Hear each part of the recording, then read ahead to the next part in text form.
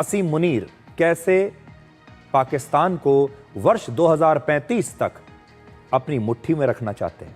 इसी हफ्ते चीन के राष्ट्रपति शी जिनपिंग से पाकिस्तान के आर्मी चीफ असीम मुनीर की मुलाकात हुई थी। आपने ये तस्वीरें देखी थी। कुछ समय पहले डोनाल्ड ट्रंप ने उन्हें लंच पर व्हाइट हाउस बुलाया था और लगता है कि असीम मुनीर शी जिनपिंग से सीख लेकर अब पाकिस्तान का सर्वे सर्वा बनने के रास्ते पर है। असीम मुनीर का कार्यकाल वैसे तो नवंबर 2027 तक है, पर अब इसे बढ़ाकर वर्ष 2035 तक किया जा सकता है। और अगर ऐसा हुआ तो असीम मुनीर पाकिस्तान के इतिहास में सबसे लंबे समय तक आर्मी चीफ रहने वाले सैन्य अधिकारी बन जाएंगे। ये पहले जनरल होंगे जो इतने लंबे समय तक पाकिस्तानी आर्मी चीफ के पद पर बने रहेंगे।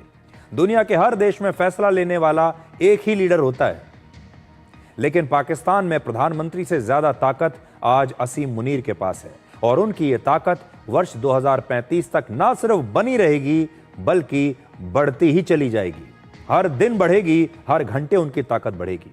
शहबाज शरीफ भले ही दिखावे के लिए पाकिस्तान के चुनाव से चुने हुए सिविलियन नेता हों, वहां के प्रधानमंत्री के पद पर बैठे हों, लेकिन पाकिस्तान में असली राज वहां की सेना का चलता है और यह फैसला भी जरूर वहां की सेना ने ही लिया है, क्योंकि आज पाकिस्तान की सेना असीम मुनीर के पीछे खड़ी है।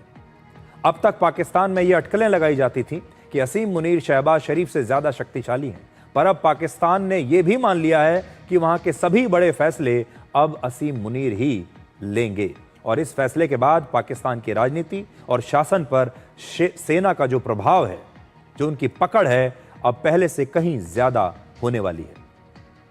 आजकल असीम मुनीर अमेरिका में छाए हुए हैं।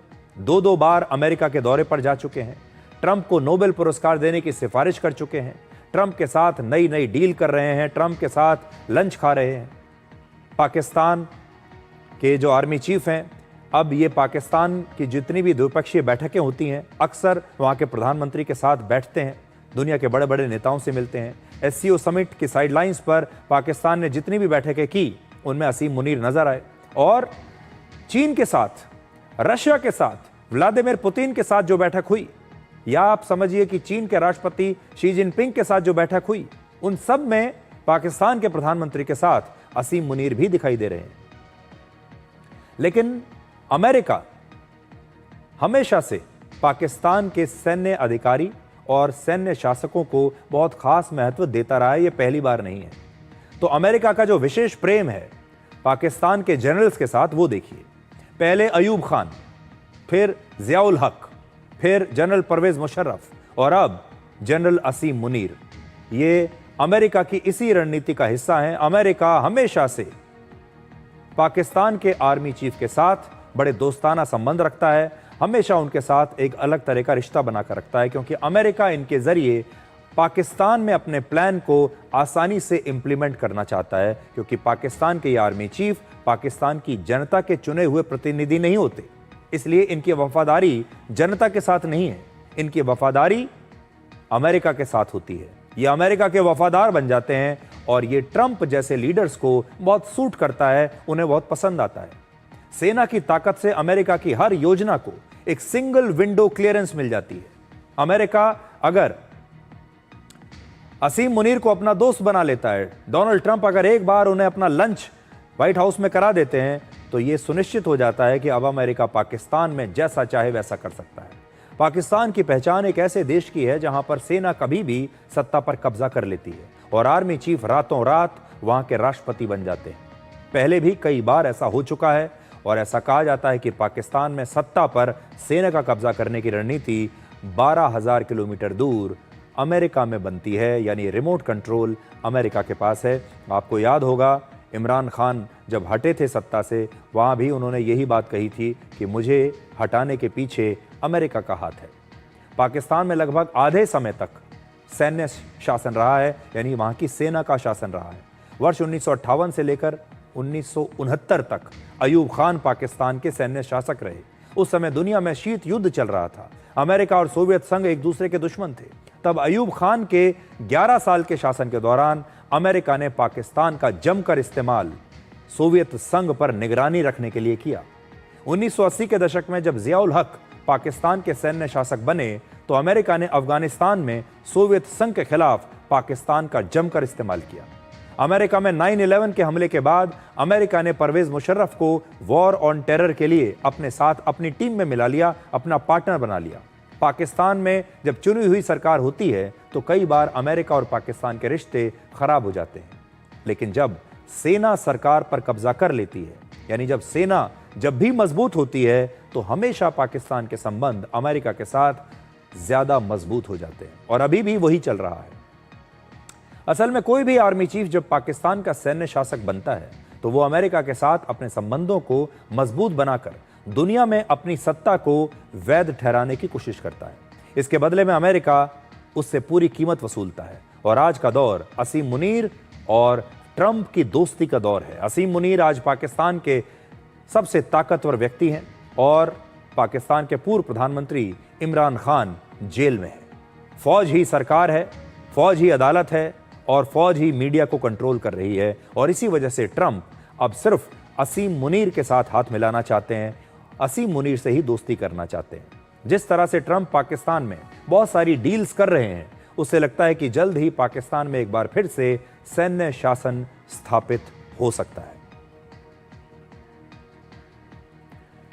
फिल्मों में अक्सर आप एक डायलॉग सुनते हैं कि बड़े से बड़ा अपराधी कोई ना कोई निशान जरूर छोड़कर जाता है, फिर उस निशान के जरिए अपराधी को पकड़ लिया जाता है।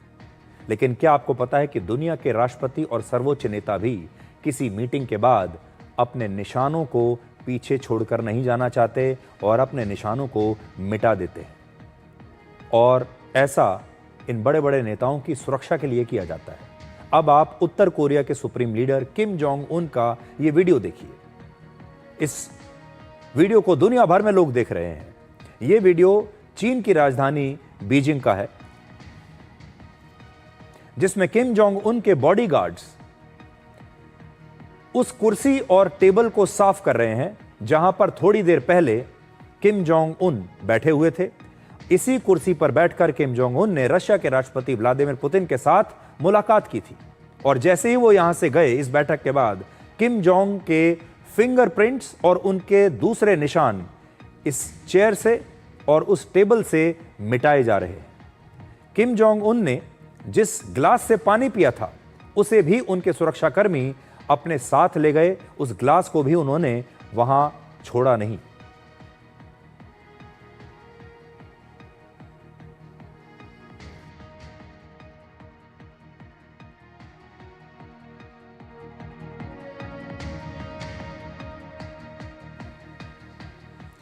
पंद्रह अगस्त को रशिया के राष्ट्रपति व्लादिमीर पुतिन और अमेरिका के राष्ट्रपति डोनाल्ड ट्रंप के बीच अमेरिका में अलास्का में एक बहुत बड़ी मुलाकात हुई थी, और उस समय पुतिन के साथ उनकी एक टीम गई थी जिसने पुतिन के शरीर से जुड़े जो भी वहां पर निशान थे उन्हें सब निशानों को उन्होंने मिटा दिया था, और यह सब कुछ उनकी सुरक्षा के लिए किया जाता है। फिंगरप्रिंट्स का इस्तेमाल फोन, लैपटॉप और सुरक्षा से जुड़ी जगहों पर एंट्री के लिए किया जाता है। फिंगरप्रिंट से किसी देश की सीक्रेट फाइल्स या डॉक्यूमेंट्स तक पहुंचा जा सकता है। किसी भी देश के नेता का हेल्थ, उसका जो स्वास्थ्य है, उनके जो शरीर के बारे में जो सारी डिटेल्स हैं, इन्हें टॉप सीक्रेट माना जाता है। अगर किसी नेता के स्वास्थ्य की, उसके शरीर की पूरी जानकारी किसी दुश्मन देश को मिल जाए तो फिर वो देश उनकी कमजोरी का फायदा उठा सकते हैं। बड़ी बड़ी विदेशी एजेंसियां हेल्थ रिपोर्ट्स को लीक करके किसी भी देश में ये छवि बना सकते हैं कि उस देश के नेता बहुत कमजोर हैं या बहुत बुरी तरीके से बीमार हैं, और उनकी जो सेहत है उसे लेकर बहुत प्रकार के दुष्प्रचार चलते रहते हैं। अभी आपने देखा होगा आजकल अमेरिका में एक बहुत बड़ी खबर उड़ी हुई है कि वहां के राष्ट्रपति डोनाल्ड ट्रंप बहुत बीमार हैं और उनकी सेहत जो है वो बहुत खराब हो चुकी है। यहां तक कि लोग इस बारे में भी बात करने लगे हैं कि उनके बाद अगला राष्ट्रपति कौन होगा, क्योंकि उन्हें ऐसा लगता है कि डोनाल्ड ट्रंप ज्यादा दिन तक नहीं जिएंगे, उनकी तबीयत इतनी खराब हो चुकी है। हालांकि डोनाल्ड ट्रंप इसका स्पष्टीकरण दे चुके हैं, बार बार कहते हैं कि मैं बिल्कुल ठीक हूं और ये फेक न्यूज मेरे बारे में चल रही है, लेकिन उनकी सेहत को लेकर एक जबरदस्त अटकलें इस समय वहां चल रही हैं कि वो बहुत बीमार है। जिस तरह इंसान की उंगलियों के निशान अलग अलग होते हैं, उसी तरह हर इंसान का डीएनए बिल्कुल अलग होता है। डीएनए जांच से किसी भी व्यक्ति के बारे में सारी जानकारी मिल सकती है, और डीएनए को किसी इंसान का आप ब्लूप्रिंट भी कह सकते हैं। किम जोंग उन जब कुर्सी पर बैठे तो उस कुर्सी पर उनके स्किन सेल्स, उनके बाल या उनके शरीर के अन्य कण छूट गए होंगे, जिनसे उनके डीएनए का पूरा उसकी जो जानकारी है वो पता लगाई जा सकती है। इसी तरह से जिस ग्लास में उन्होंने पानी पिया, वो कुर्सी या वो टेबल जिसका उन्होंने इस्तेमाल किया, उस पर किम जोंग उन के फिंगरप्रिंट्स जरूर रह गए होंगे, इसलिए उन सारी फिंगरप्रिंट्स को साफ किया गया। राष्ट्रपति पुतिन के सुरक्षाकर्मी भी जब वो विदेश जाते हैं तो हर बार उनकी किसी भी मीटिंग के बाद इसी प्रकार की साफ सफाई करते हैं पूरे रूम की। सुरक्षा के लिए ये तमाम बड़े बड़े नेता जब भी दूसरे देश जाते हैं तो अपने साथ जरूरत का हर सामान लेकर जाते हैं। इनकी सुरक्षा के लिए इनके यूरिन और यहां तक कि इनके ह्यूमन वेस्ट को भी उनकी टीम अपने साथ वापस अपने देश लेकर आती है। विदेशी दौरे के दौरान इन नेताओं के साथ इस काम के लिए एक पूरी की पूरी एक अलग टीम चलती है। अब आपको अपने देश में वापस लेकर आते हैं। हमारे देश में इस समय जीएसटी की चर्चा चल रही है कि जीएसटी के बाद जो नया जीएसटी आया है उसके बाद बहुत सारा सामान सस्ता हो जाएगा। जीएसटी की दर कम हो गई है।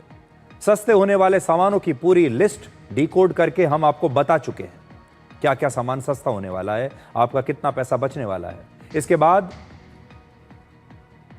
बहुत सारे दर्शक हमारे ऐसे हैं जिन्होंने हमें पत्र लिखे हैं, सोशल मीडिया पर हमें लिखा है, और आज मैं अपने एक दर्शक की चिट्ठी आपके लिए पढ़ना चाहता हूं। ये सभी जो दर्शक हैं उनकी एक ही इच्छा है कि जीएसटी घटने का फायदा आम लोगों को मिलना चाहिए, और उन्होंने जितनी भी चिट्ठियां हमें लिखी हैं उन्होंने लिखा है कि हो सकता है कि कंपनियां दाम बढ़ाकर या किसी और तरीके से जीएसटी में हुई कटौती का लाभ खुद अपनी जेब में रख लें और जो आम जनता है उस तक इसका लाभ पहुंचने से रोक लें।